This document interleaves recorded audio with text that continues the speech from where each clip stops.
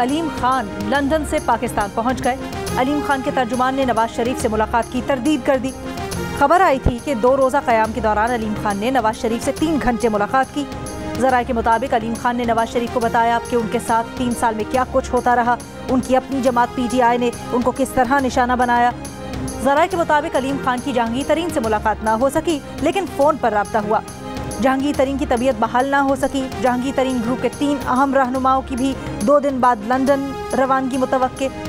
हमजा शहबाज का तरीन ग्रुप से रब्ता। आइंदा हफ्ते तरीन ग्रुप और मुस्लिम लीग नून की क़यादत की मुलाकात का इम्कान। नून लीग के रहनुमा एहसन इकबाल कहते हैं जहांगीर तरीन और अलीम खान का मुस्लिम लीग नून की फैसला साजी में कोई किरदार नहीं होगा।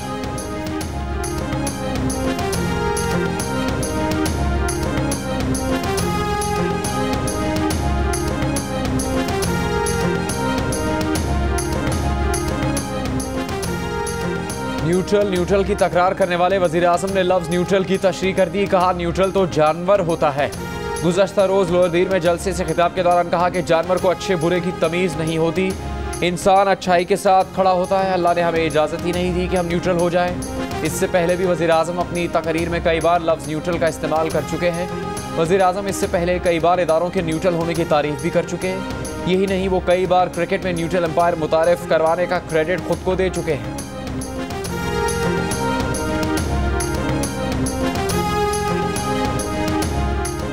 पीपल्स पार्टी की नायब सदर शरी रहमान का कहना है ऑपोजिशन अगर न्यूट्रल की इस तरह तशरीह करती तो हुकूमत आसमान सर पर उठा लेती।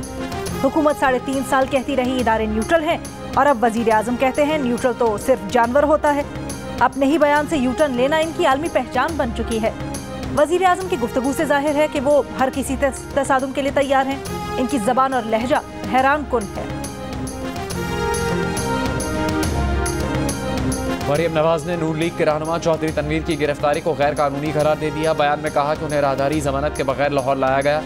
चौधरी तनवीर दिल के मरीज हैं और दवाइयों पर हैं। चौधरी तनवीर की फैमिली उन्हें दवाई पहुंचाने की कोशिश कर रही है, लेकिन उन्हें अब तक चौधरी तनवीर तक रसाई नहीं मिली। कितने शर्म की बात है, चौधरी तनवीर को गुज़श्ता शब कराची से गिरफ्तार किया गया था।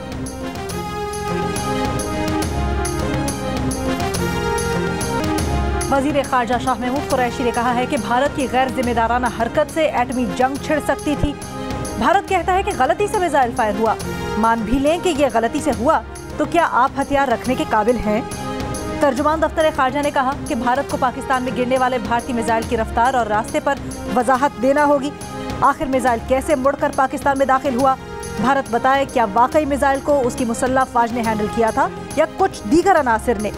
भारत का अंदरूनी अदालती तहकीकात का फैसला काफ़ी नहीं, क्योंकि मिसाइल पाकिस्तानी हुदूद में गिरा है। पाकिस्तान वाक़े पर हक़ाइक़ के दुरुस्त तयन के लिए मुश्तरका तहकीकात का मुतालबा करता है।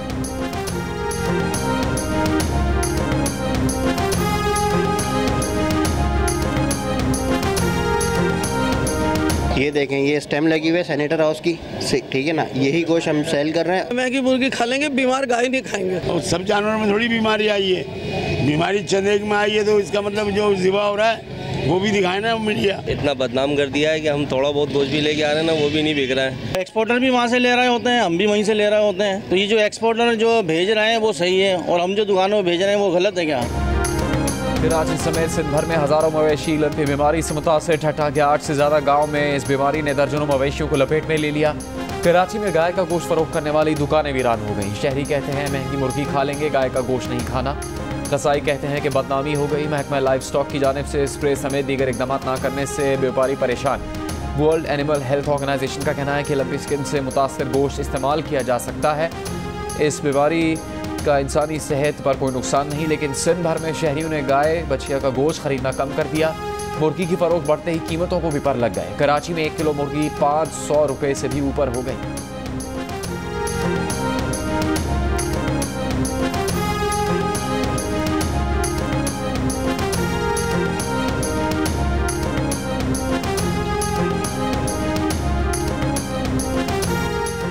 हुकूमत का national command and operation centre बंद करने का फैसला। रवा माह के आखिर तक बाकायदा ऐलान मुतवक्के। मुआविन खुसूसी बराए सेहत डॉक्टर फैसल सुल्तान का कहना है NCOC की जिम्मेदारियां नेशनल इंस्टीट्यूट ऑफ हेल्थ अंजाम देगा।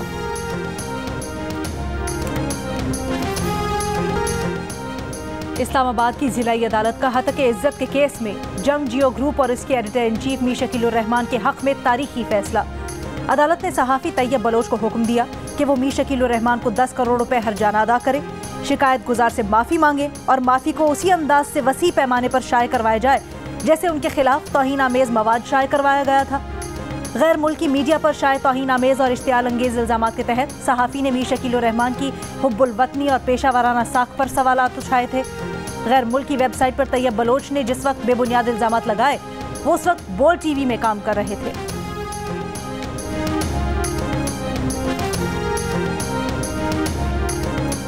मैं आज आपके सामने बड़ी खुशखबरी सुनाना चाहता हूं कि बजाय 10 रुपए बढ़ाने के हमने फैसला किया है कि 10 रुपए पेट्रोल और डीजल को आज हम कम कर रहे हैं। 5 रुपए यूनिट हम बिजली कम कर रहे हैं। 5 रुपए यूनिट बिजली कम करने का मतलब कि 20% से 50% आपके बिजली के बिल कम होंगे। IMF को बिजली और पेट्रोलियम मसनूआत की कीमतों में कमी पर तहफ़्फ़ुज़ात। हालिया टैक्स एमनेस्टी स्कीम पर भी एतराज़ात। पाकिस्तान और IMF के जायज़ा मुज़ाकरात अब तक किसी नतीजे पर नहीं पहुँच सके। IMF से 96 करोड़ डॉलर कर्ज की अगली किस्त के हसूल के लिए वर्चुअल मुज़ाकरात आइंदा पीर तक होंगे। पाकिस्तान और IMF के दरमियान जायज़ा मुज़ाकरात एक हफ्ते से जारी हैं। पाकिस्तान IMF से मंजूर 6 अरब डॉलर कर्ज का 50% हासिल कर चुका है।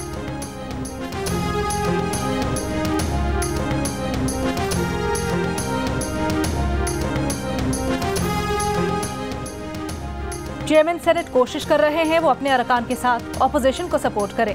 पीपल्स पार्टी के खुर्शीद शाह का दावा, अदम एतमाद में 21 का नंबर कब आना है, अपोजिशन का गेम प्लान भी बता दिया।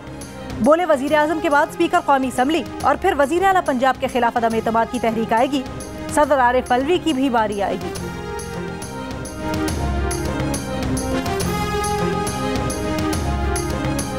वज़ीर आला पंजाब उस्मान बुज़दार से अरकान पार्लियामेंट की मुलाकातें जारी। वज़ीर आला से नून लीगी MP अज़हर अब्बास चांडिया की मुलाकात। मुजफ्फरगढ़ के अरकान असम्बली अशरफ खान रिंद और सरदार मंसूर अहमद खान की भी मुलाकातें। अरकान असम्बली गज़ीन अब्बासी, समीउल्लाह चौधरी, ताहिर बशीर चीमा, नदीम कुरैशी भी मुलाकात करने वालों में शामिल।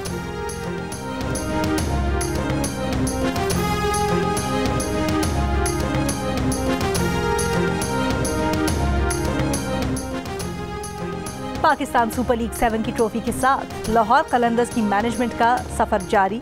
टीम मैनेजमेंट ट्रॉफी के साथ फास्ट बॉलर जमान खान के शहर मीरपुर आज़ाद कश्मीर पहुंच गई। सियासी शख्सियात, इंतजामिया और शायकीन क्रिकेट ने भरपूर इस्तकबाल किया। टीम मैनेजमेंट को रिवायती पगड़ियां पहनाई गई।